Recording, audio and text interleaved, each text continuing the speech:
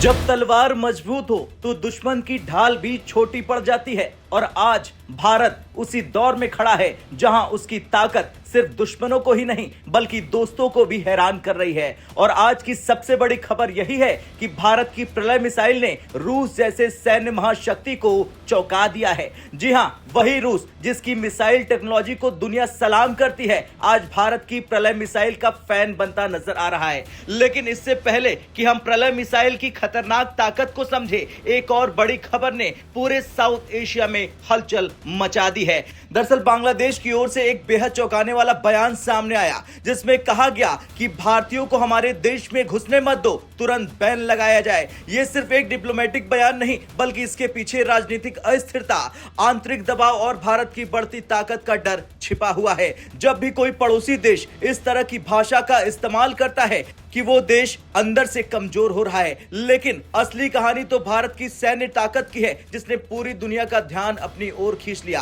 भारत पहले से ही missile technology को मजबूत कर रहा है, अग्नि, ब्रह्मोस, आकाश, लेकिन प्रलय मिसाइल एक अलग ही लेवल की कहानी है। मई 2025 में भारत ने जब प्रिसीजन स्ट्राइक पाकिस्तान के अंदर घुसकर की तो सिर्फ पाकिस्तान ही नहीं बल्कि चीन, अमेरिका और रूस तक चौंक गए। उस ऑपरेशन के बाद से ही भारत की मिसाइल क्षमताओं पर दुनिया की नजरें टिक गई।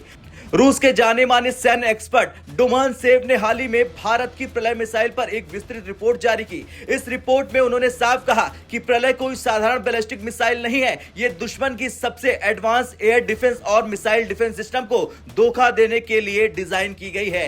अब बात बहुत बड़ी है, मतलब इंडिया सॉफ्ट रशिया, वो रूस जिसने S-400 जैसे सिस्टम बनाए। रूसी रिपोर्ट के मुताबिक हाल के परीक्षणों में देखा गया कि एक ही लॉन्चर से लगातार 2 प्रलय मिसाइल दागी गई। इसका मतलब क्या है? इसका मतलब है भारत अब रैपिड स्ट्राइक कैपेबिलिटी हासिल कर चुका है। युद्ध के समय जब सेकंड मायने रखते हैं तब दुश्मन को सोचने तक का मौका नहीं मिलता है।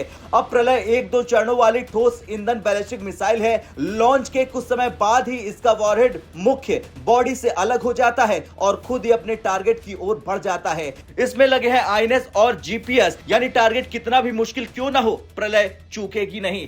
प्रलय की सबसे खतरनाक खासियत यह है कि यह सिर्फ इमारतों या जमीनों पर बने ठिकानों को ही नहीं मारती, जरूरत पड़ने पर दुश्मनों के radar system, air movement unit, radio और कम्युनिकेशन सेंटर को पूरी तरह तबाह कर सकती है। मतलब एक झटके में दुश्मन की पूरी रक्षा प्रणाली तबाह हो जाती है। अब रूसी एक्सपर्ट के मुताबिक प्रलय का सबसे खतरनाक हिस्सा है इसका टर्मिनल फेज। लॉन्च के कुछ ही सेकंडों बाद ये 6500 किलोमीटर प्रति घंटे की रफ्तार पकड़ लेती है। लक्ष्य के पास पहुंचते ही ये तेजी से गिरती है, फिर अचानक ऊपर की तरफ झटका लेकर लगभग खड़ी अवस्था में हमला कर देती है। इस मूवमेंट के कारण एनिमी ER रिएक्शन का समय लगभग 0 रह जाता है और यही वजह है कि कहा जा रहा है कि इंडियन ER ब्लॉक नहीं हो सकते।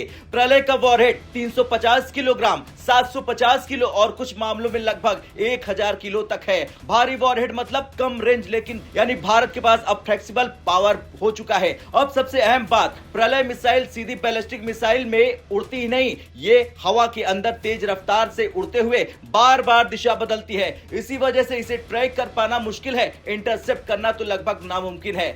खैर, कुल मिलाकर आज की स्थिति यह है कि चीन जानकारी जुटाने के लिए महज जहाज भेज रहा, रूस भारत की तारीफ कर रहा और पड़ोसी देश बौखलाहट में बयान दे रहे। साफ है, भारत अब सिर्फ सुनने वाला देश नहीं, गेम चेंजर बन चुका है। यानी जब प्रहार इतना सटीक हो कि ढाल भी जवाब दे जाए तो समझ लीजिए भारत सही दिशा में आगे बढ़ रहा है।